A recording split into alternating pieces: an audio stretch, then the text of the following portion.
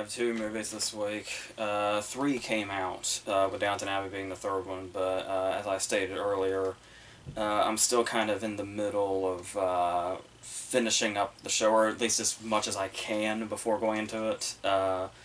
And so I'll probably just end up seeing it like next week, and then it'll be on a video next week. So in the meantime, we'll start with Ad Astra, a movie that we thought we were getting so many different times, where it was supposed to be last year, and then I think it got moved to the beginning of this year once or twice, and then ultimately ended up here in September of this year. Which was actually, I thought, a good sign, because to my understanding it was, because there's a lot of cases where CGI is getting to be, well, not just getting to be, but has been for a while. It can either be the most amazing thing ever or the laziest thing ever. And I had heard something else about reshoots, but I had heard mainly that they used the entire extra year to improve the visual effects pretty much as well as they could. Which shows, especially in a movie like this, it's comforting to know that they took as much time as they possibly could to get everything right. And when you think about something this big, it is interesting to see James Gray doing it, because if you look at James Gray's filmography and you've kind of watched it in real time over time, it almost seems like he's been sort of he kind of meticulously got to this point. Because in a lot of cases, it's like, especially in like blockbuster movies that are put out more by really a studio than a vision, you'll see like a director that's come from sort of small places, and then they'll just suddenly have something big thrown into their lap. But with Gray, he had all these sort of small crime movies like Little Odessa and We Are in the Night and The Yards, and small stuff like Two Lovers and stuff like that. But then he had The Immigrant, which was one of my favorite movies of a few years ago, where it was something a little bigger in scale, where it was a period movie, so it had much more sort of an elaborate production about it compared to those others. And then just a couple of years ago, he had The Lost City of Zed, which seemed like way bigger than something he would usually do, especially in the sort of scope of it and the mass of it. And then it kind of seems like they're not necessarily too much of a stepping stone it would take to get from Lost City of Zed to here. And with that in mind, it's something that you feel like he has total control of, and when you see the product, you can pretty much feel that.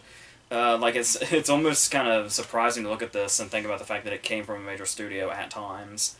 Because yeah, you can look at the poster and just see, the Brad Pitt and the, astronaut suit or whatever, and it's like, so this is basically part of the mission to get like every main guy from the Ocean's 11 cast into a space movie. Brad Pitt was the last one, so here it is. But there is a lot going on to this. Maybe a little more going on, like a little too much going on for its own good, depending on who you are. But the thing here is we have Pitt playing this.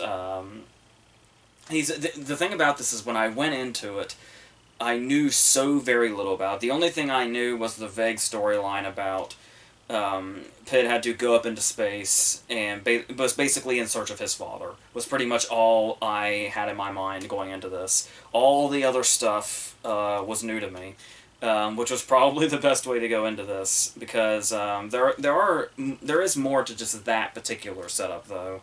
Where there's a lot going on with Pitt's character they kind of throw at us all at once, where he's pretty much lost everything up to this point, including his wife Liv Tyler, in this really nice shot where they show that to us visually, where he's kind of talking about her.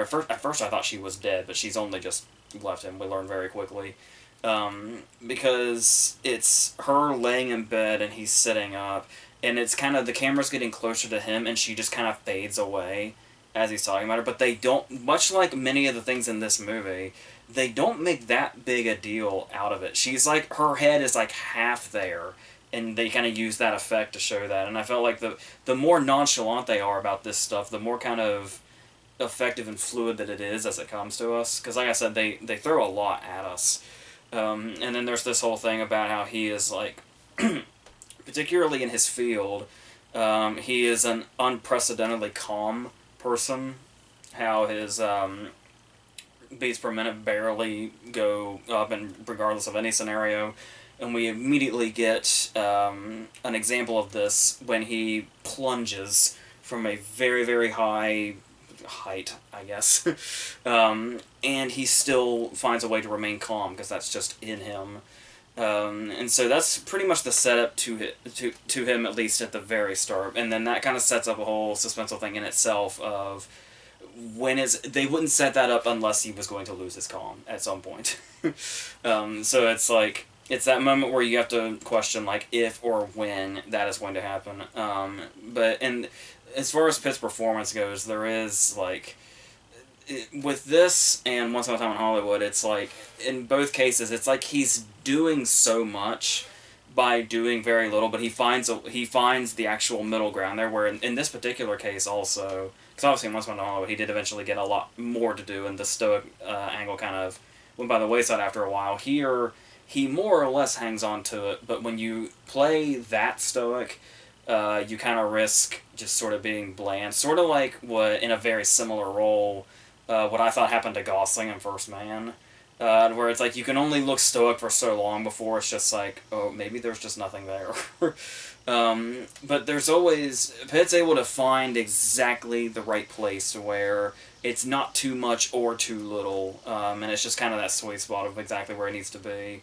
Because this character is very, even though we're waiting for that moment, the character is very consistent throughout. How he sort of adapts to his surroundings, and a lot of surroundings there are. So when I was talking about how it's very nonchalant about things that are kind of a big deal, it's the way they throw a lot of this future stuff in there, where they say it's just kind of the near future, but there's it's kind of hard to explain, really, which is a compliment, because it's like, there's a lot of things that are very, very futuristic, like the kind of futuristic stuff we would have seen in like 2001. But the way they're nonchalant about it kind of grounds it in a sort of weird reality, and the way that it's not stuff that's necessarily too outlandish, but you can tell it's the futuristic angle. Like when they go up in the shuttle, and the shuttle basically works the same way as a plane, where they've got like flight attendants.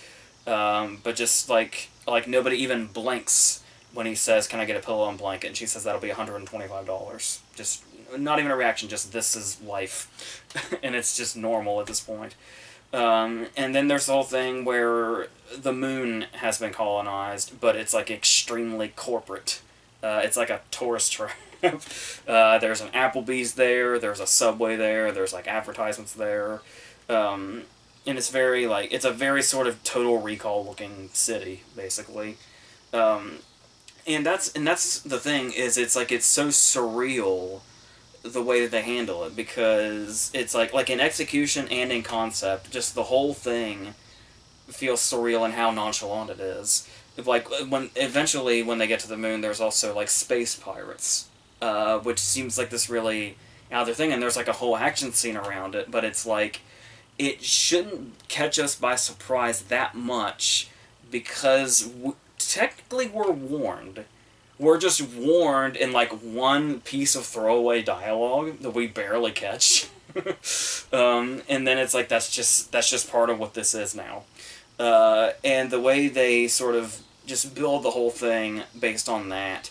And that's the thing too, is the fact that they don't really draw attention to that, because obviously we see sci-fi movies all the time that are set in the future, but usually the things that are in the future that seem outlandish now are just like constant punchlines. And so the fact that this is just sort of, that's just the way it is, and they barely draw attention to it. And it's like pretty much everything but that is what we really need to be looking at, and what's important to the story and what's going on here. That just kind of all of that just happens to be the background. So that's really good at setting up the whole thing. So as far as, I don't know if you could say that some people might think there's like tonal problems, because when I was talking about there's a lot going on in this, it's sort of complicated in that respect, because there is a lot going on, and like every scene, you're not quite sure what's going to happen next. But at the same time, it also feels almost constantly like in a sort of contemplative type movie. I know one of the things I read early was that that people were expecting something a bit more like The Martian and Gravity and Interstellar and stuff like that.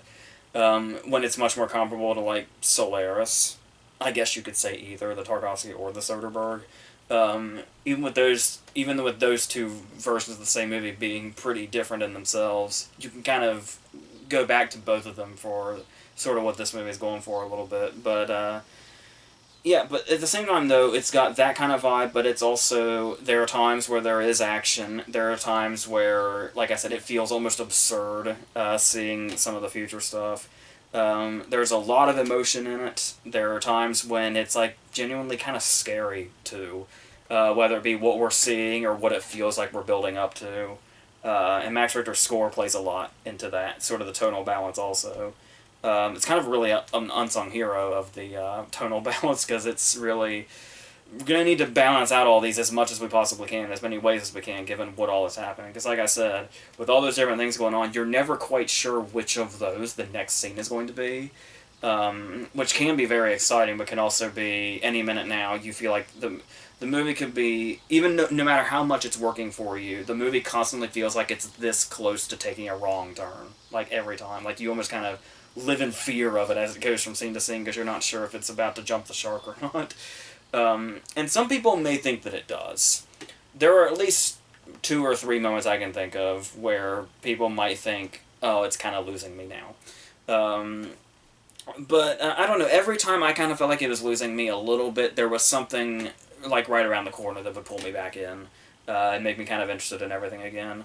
Also talking about recent movies set in space, talking about this year even, I was kind of surprised by how much I was remembering High Life from earlier this year, the Claire Denis movie with Robert Pattinson, which was also like extremely, yeah, because I was trying to figure out, like, with this being a mainstream movie, how audiences would take to it, because I could sense, like, usually that only occurs to me sometimes, but I could hear some of the people in the theater with me, and it sounded like some people were getting antsy in some cases, because there are, like, well, it does feel like there's a lot going on. At the same time, there are also long stretches of, like, just Brad Pitt's face, or, like, the surroundings of it, because we've got like those scenes like 2001 where it just sort of lingers to try to pull you into the isolation of it all, but there's still a lot of stuff they do visually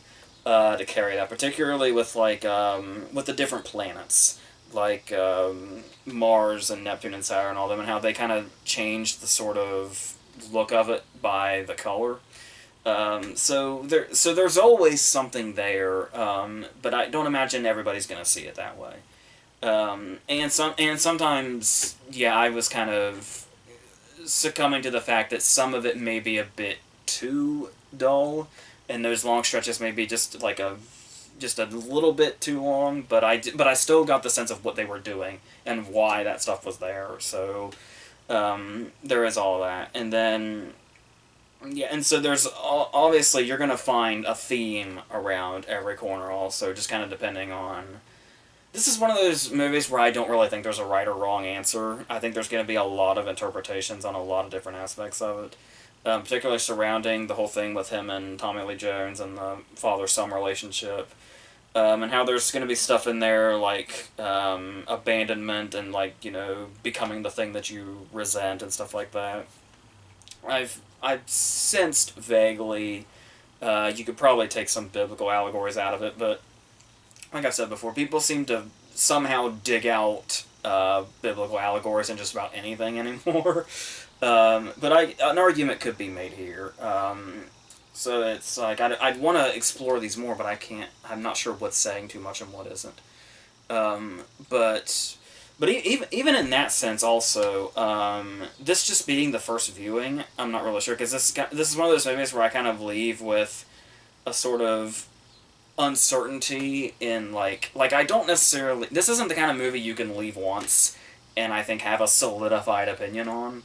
Where it's like there's so many things where it's like, well, if I feel like I need to revisit that aspect of it, and maybe I can find something a little deeper in there, or something even further they were going on. But there are still, on the opposite side of that, some things that are a bit like there's the use of voiceover, which is actually really well done and really well handled. But there's also a lot of dialogue in this that's not just unnecessary, but like way on the nose, like almost embarrassingly on the nose.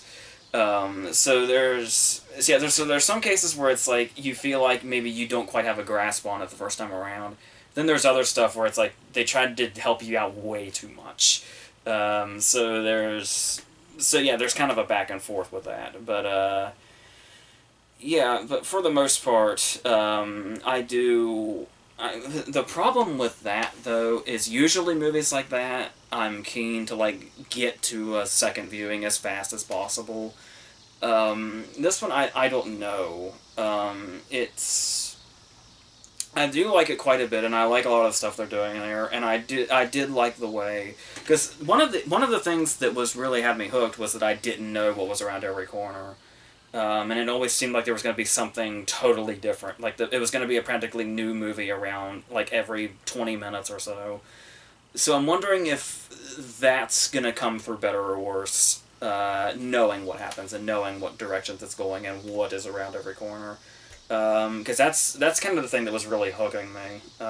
So I guess I'll see whenever I see it again. But and there is another thing I noticed about this too. When you talk about all the different things and all different themes you go into, and how such a wide scope it feels like it's on, is James Gray seems to have this really interesting knack that I haven't really been able to notice in a lot of other directors, and that is because I talked about this with The Immigrant, because I talked about The Immigrant so many times a few years ago, like 5 years ago. And one of the things I said about The Immigrant was, even though it's not based on a novel, somehow it feels like it is. And I kind of feel like that about this, too, where I'm pretty sure this doesn't have any particular, like, source material, but it feels like it should, because there's so much in it. And it feels like there's so much that's explored and that could be explored and all that. So, yeah, so I do like this, and I like everything that's, here and what I can sense is here, but it does make me wonder, like, I feel a bit held back to where it's not something I'm in a rush to really see again, when by all accounts I should be wanting to, but yeah, so yeah, that's like I said. With only one viewing, it's kind of hard. I feel like it's kind of limited what I can really say at this point. But that's just kind of how I feel about it now. Like, having just gotten back from it, just from a first viewing, having maybe like 20 minutes or so, or half an hour or so to think about it before doing this. Sometimes it's good to do this right away, like I talked about with Midsummer. Sometimes you probably want to wrestle something a little more or see something again first. But yeah, so we'll see where that ends up. I'm sure we'll be talking about it more later on, because I've still got it in some of the award stuff. I don't know that I had the faith in it that I did before I went in, but I'm still... We'll be able to go into the award stuff. I think Tuesday is when we're looking at that, I think. So, yeah. But, so we'll talk about it more even then, so there's that. So let's go on to Rambo, Last Blood. Totally the same movie, totally. So, going into this, I have a pretty decent relationship with the Rambo movies. I like the first movie quite a bit, how it's kind of like just a bit of a survival sort of thing. And then I really like the second movie, where it just goes completely balls to the wall action. 3, I think, is kind of weak, but for the most part, but it more than makes up for it with the climax.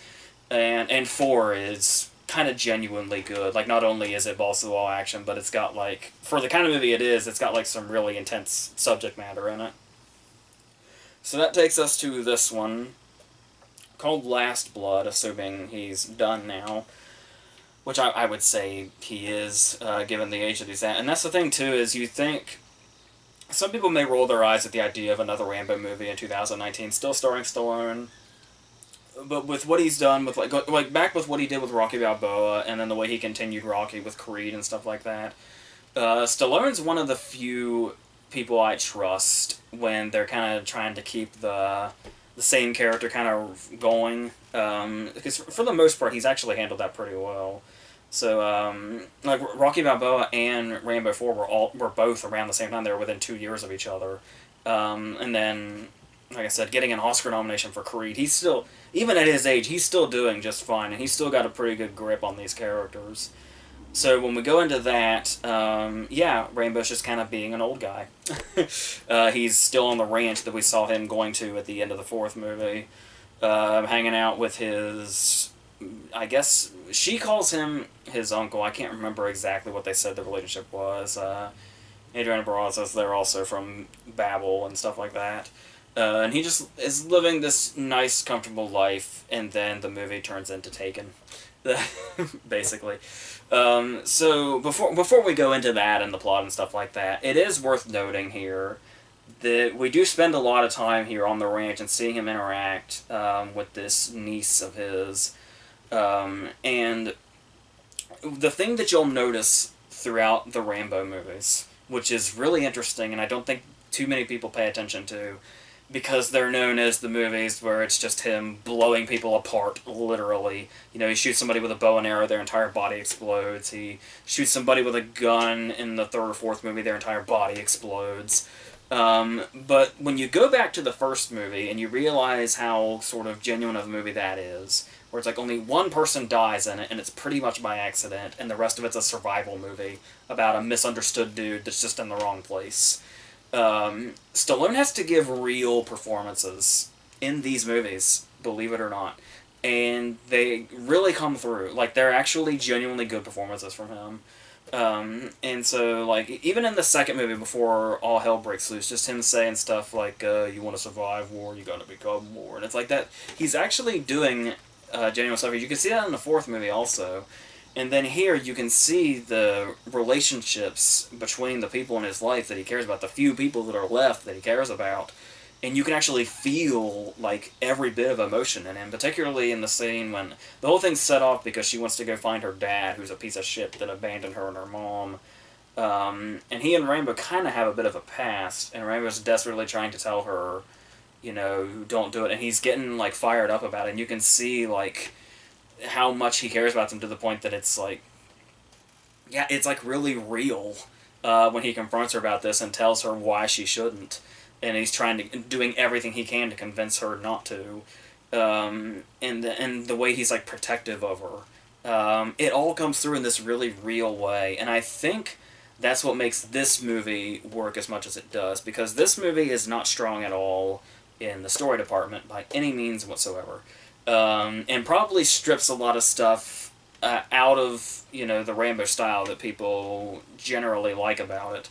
But I feel like that alone, just his presence and his performance actually make it work, and the emotion that's actually in this before all hell breaks loose. Don't get the wrong idea. Hell does absolutely, completely, and totally 150,000% break loose. You just kind of have to wait for it. But the thing about that also is, yeah, because basically taking him out of the war environment, I imagine, might put some people off, because that was probably the appeal of 2, 3, and 4.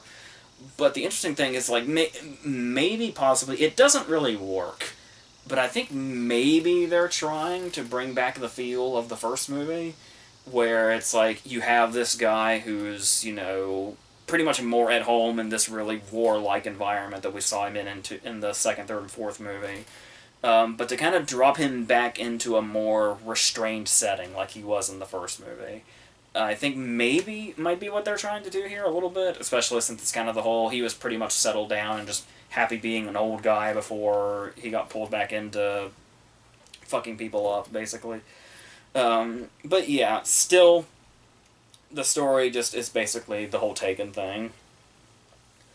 where the girl goes to see her dad. It doesn't go well, so her really shady friend, the kind of shady friend that like looks really like sinister and untrustworthy, but then backs everything up with "I'm just kidding." She says "I'm just kidding" way too many times to be trustworthy.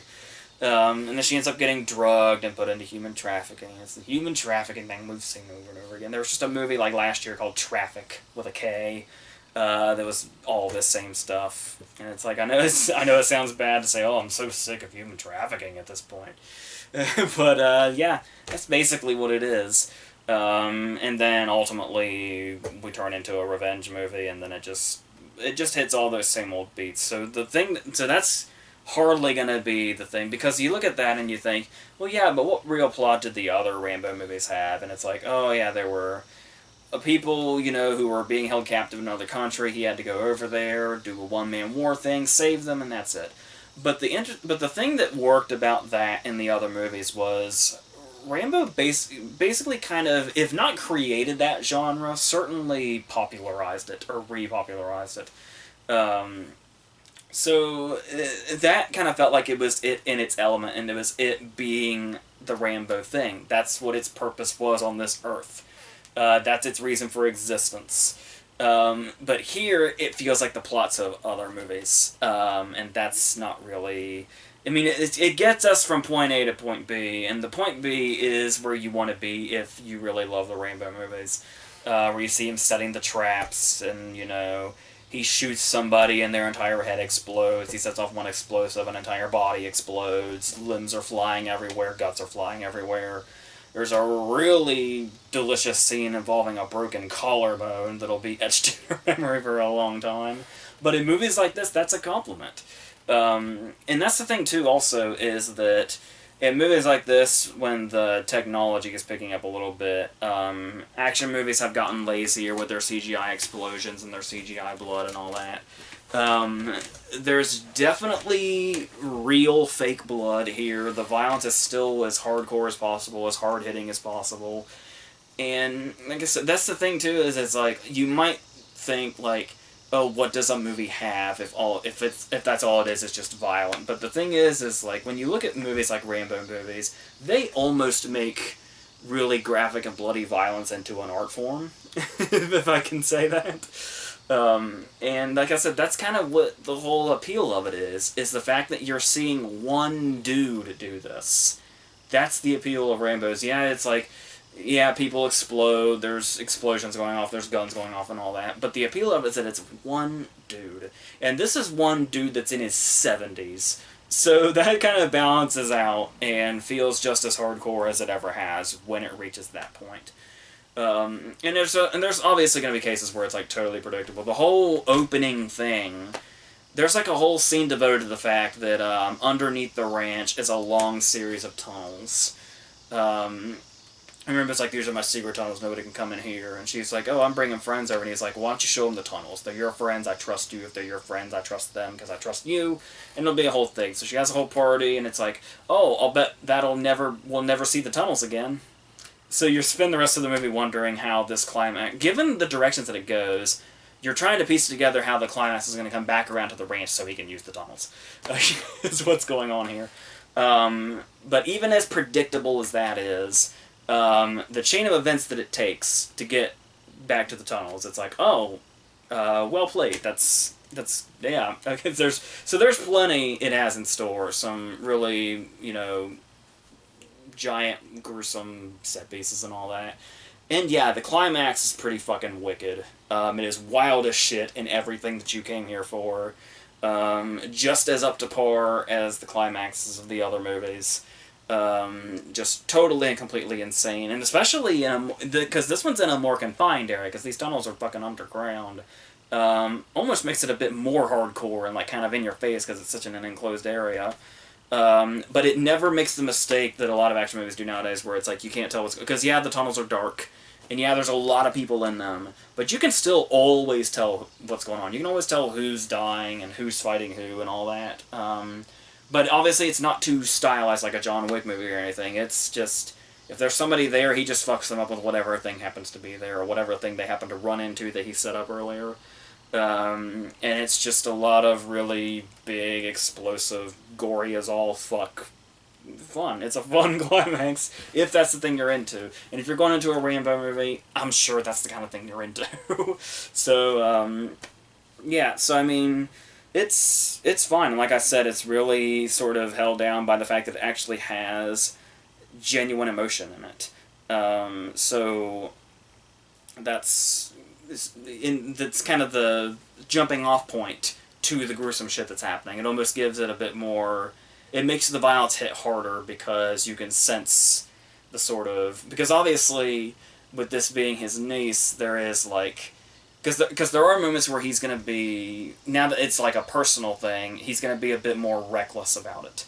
So it's like there's a really sort of great scene where it's like we sense that he's getting a little too into it a little too fast, because instead of him being able to like sneak her at first, when he goes first to track down where she is and it's the dudes there doing the whole human trafficking thing, it's like he's doing the sneaking around thing, but they all fucking know he's there. So it's like when he thinks he's sort of jumping around from place to place, they're all just kind of closing in on him, and they kind of back him into a corner. And it's like it was kind of cool to see stuff like that, where it's like it kind of brought out a weakness in him, that the person involved here was a really, really personal one and a whole personal scenario. So yeah, to my understanding, I think the critics are ripping this to shreds, and I guess I can see why. It's probably mostly plot reasons. But this is fine. I mean, like I said, it might be underwhelming as like a last Rambo movie, but yeah. And speaking of it, assuming this is the last one, it is interesting the note that it ends on. Without saying too much, it's like if you stay through the first part of the credits, the last shot before it fades out and the credits roll, I can only assume is a reference to another movie with a very famous ending.